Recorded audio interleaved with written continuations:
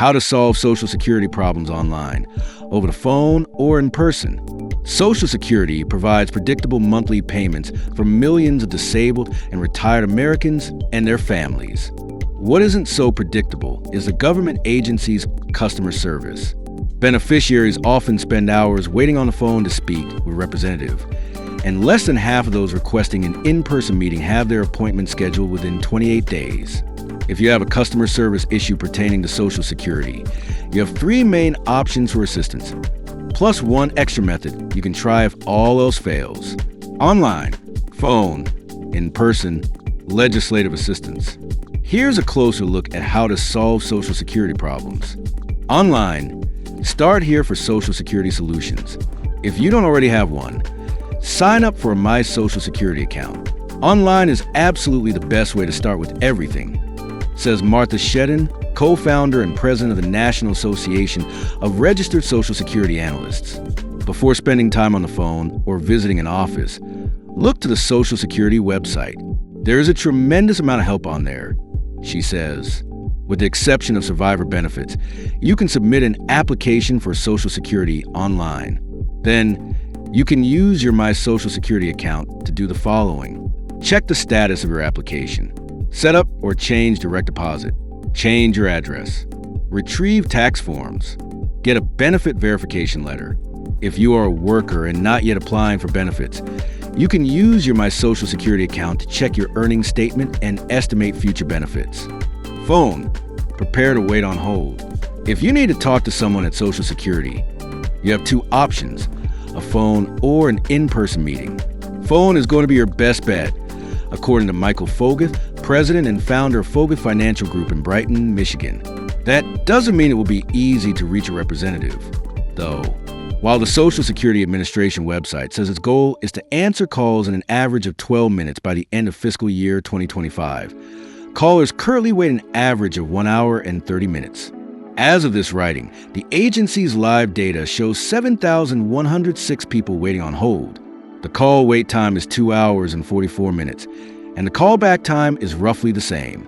You might get an option to get a call back, but it's very common for the system to hang up on you, says Josh Anderson, president and CEO of Eagle Legacy and Financial in Eagle, Idaho.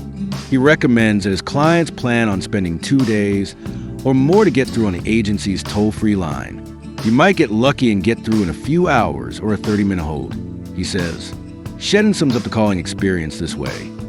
It's being persistent and being patient to get through that phone call. In person. Appointments may be hard to come by.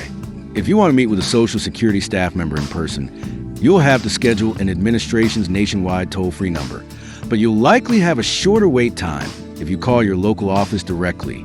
I almost always recommend that an individual go and speak with a Social Security representative, Anderson says. He believes it can eliminate the need for back-and-forth phone calls and ensures that complex issues, such as transitioning from disability to retirement benefits, are resolved correctly. The only catch is that you might a long wait to get an appointment. Currently, Social Security Administration performance data reports only 43% of benefit appointments take place within 28 days. I just had a client in last week, and it was next to impossible to do something in office. Focus shares. Still, he says going to local office is a rite of passage for many retirees, and it can be helpful to explain the situation.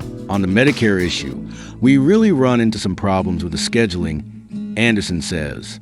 The Social Security Administration processes Medicare applications, and these applications can be submitted online.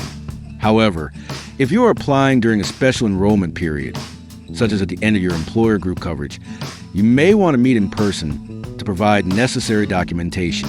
However, there's a relatively short window to sign up for Medicare Part B without incurring a late enrollment fee.